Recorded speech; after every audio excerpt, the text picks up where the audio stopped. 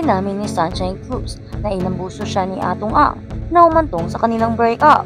Sa isang nakakabagabag damdaming revelasyon, hayagang inamin ng actress na si Sunshine Cruz na ang desisyon niyang makipagwalay sa negosyanteng si Atong Ang ay resulta ng umano'y pisikal at emosyonal na pang-aabuso na dinanas niya sa kanilang relasyon. Ang nakakagulat na pag-amin ay nagpadala ng mga alon sa pamamagitan ng media at iniwan ang marami sa kanyang mga tagahanga na nawasak dahil nagbigay ito ng lubos na kaibahan sa imahe ng mag-asawa na minsang ipinakita sa mata ng publiko. Sa isang tapat na panayam, ibinahagi ni Cruz ang kanyang panig ng kwento na nagdidetalye ng emosyonal at pisikal na epekto ng relasyon sa kanya. Ibinunyag niya na lumaki ang ugali ni Atong Ang hanggang sa putong hindi na siya ligtas na napilitan siyang gumawa ng mahirap na desisyon na lumayo sa relasyon. Ang pag-amin ni Cruz ay nagdulot ng isang alon ng pakikiramay mula sa kanyang mga taga-suporta kung saan marami ang nagpapahayag ng kanilang paghanga sa kanyang katapangan sa pagsasalita tungkol sa isang pinapakailalim na personal at matakit na karanasan. Ipinaliwanag ng aktris na habang ang relasyon ay nagsisimula sa pag-ibig at pangako, kalaunan ay naging malinaw ang mga aksyon, ang pagkakaroon ng masamang epekto sa kanyang mental at emotional na kagalingan. Ibinahagi niya na ang pang-aabuso ay hindi lang pisikal kundi pati na rin psikolohikal na nag-iiwan sa kanya ng pakiramdam na nakulong at nakahiwalay. Inamin ni Cruz na sa loob ng mahabang panahon, sinubukan niyang protektahan ang imahe ng kanilang relasyon para sa kapakanan ng kanyang mga anak at sa kanyang karera. Naging napakahirap na hindi pansinin, hindi basta-basta ginagawa ang desisyon ni Cruz at na makipaghiwalay kay Atong Ang at idiniin niya na ito ay isang bagay na pangangalaga sa sarili. Kailangan kong piliin ang aking sarili at ang kinabukasan ng aking mga anak kaysa manatili sa isang nakakalason na sitwasyon. Sabi niya sa panayam, walang sino man ang karapat-dapat na mabuhay sa takot at alam kong kailangan kong lumayo para sa sarili kong kapayapaan ng isip at kaligtasan. Ang pag-amin ay nag-udyok ng pagbuhos ng suporta para kay Sunshine Cruz kung saan marami ang pumalakpak sa kanya sa paggawa ng matapang na hakbang ng pag-alis sa isang mapang-abusong relasyon. Binaha ng mga tagahanga ang social media ng mga mensahe ng pagkakaisa na nag-aalok ng kanilang panghihikayat sa pagsisimula ni Cruz sa isang bagong kabanata ng kanyang buhay. Marami na rin ang nagpahayag ng galit kay Atong Ang na kinandina ang anumang uri na pang-aabuso at humimok sa iba na huwag kailanman magparaya sa gayong pag-uugali sa isang relasyon. Hindi pahayagang tumugon si Atong Ang sa mga aligasyon ni Cruz at ang kanyang pananahimik ay nagdaragdag lamang sa lumalalang espekulasyon na bumabalot sa kanilang breakup. Ang kanyang reputasyon na nasira na ng mga nakaraang kontrobersya ay nahaharap ngayon sa bagong pagsisiyasat bilang resulta ng mga seryosong paratang na ito. Ang publiko ay sabik na naghihintay sa kanyang tugon, bagamat nananatiling titingnan kung tutugunan niya ang mga pahayag ni Cruz o mananatiling tahimik. Ang mga epekto ng pagpapahayag na ito ay higit pa sa personal na buhay ni Cruz at ang nagbibigay din nito ng liwanag sa mas madilim na bahagi ng mga relasyon, sa mga tanyag na tao at ang kalagahan ng pagsasalita laban sa pang-aabuso. Ang katapangan ni Sunshine Cruz sa pagbabahagi ng kanyang kwento ay naha-highlight ang pangangailangan para sa mga support system para sa mga nasa nakakalason at mapang-abusong mga relasyon, lalo na sa mata ng publiko kung saan ang privacy ay madalas na nakompromiso.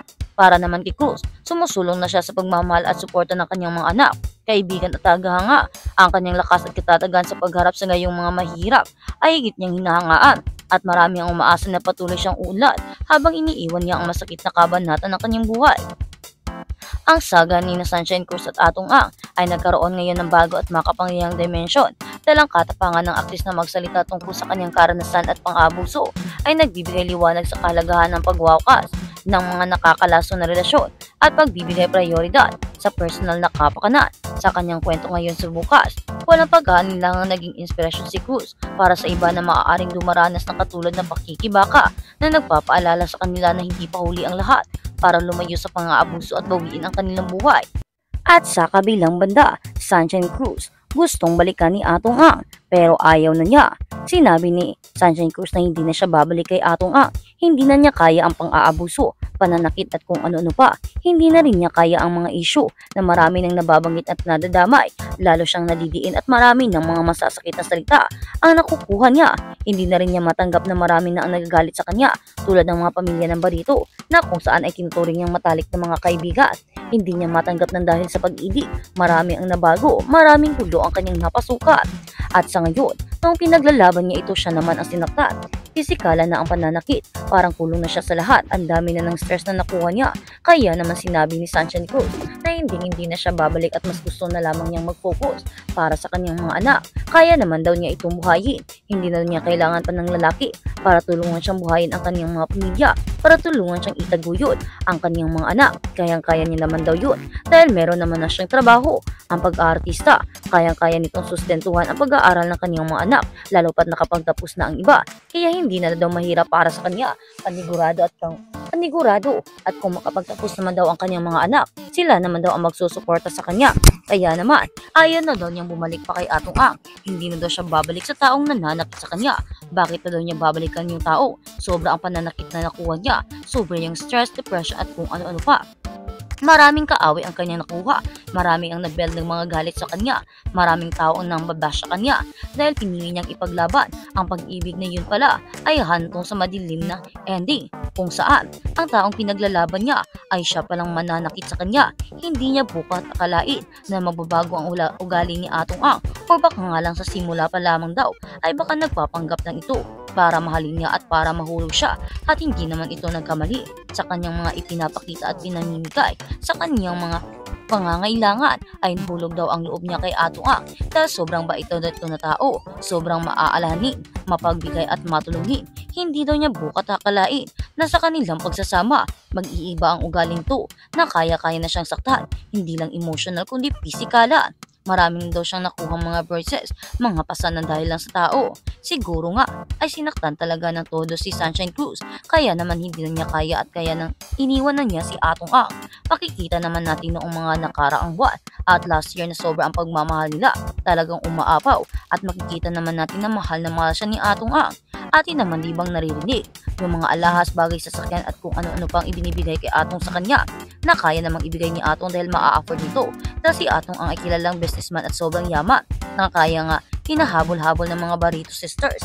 Kaya naman, hindi niya bukat akalain na masasaktan siya ni Atong. Siguro nga tama ang mga Barito sisters na hindi pa niya kilala si Atong, na ang pag-uugali talaga nito ay tinatago lang. Kung nakinig lang daw sana siya sa mga kaibigan niya, yung mga Barito, edi sana daw ay naiwasan niya ang masaktan. Kaya ngayon ay lubos siyang nagsisisi na minahal niya ang taong isang maling tao na kung saan ay siya palang mananakit sa kanya. Ang akala niyang magsasagip ay siya palang lulunod sa kanya. Kaya naman ngayon ay nagsisisi na siya sa pagtanggap nito sa mga desisyon na kanyang ginawa sa buhay at pagmamahal niya sa tao, dahil kung sana nakontento lamang siya, nag-focus na lamang siya sa pagpapalaki sa kanyang mga anak, pagsusuporta sa kanilang pag-aaral, pagbubuhay sa kanyang mga anak at sa kanyang karera, edi sana daw ay hindi siya nakatanggap ng mga masasakit na salita, hindi siya magkakaroon ng mga kaaway at higit sa lahat, hindi siya masasaktan ng pisikalan, hindi siya sasaktan ni Atong Ang at walang Atong Ang na mananakit sa kanya.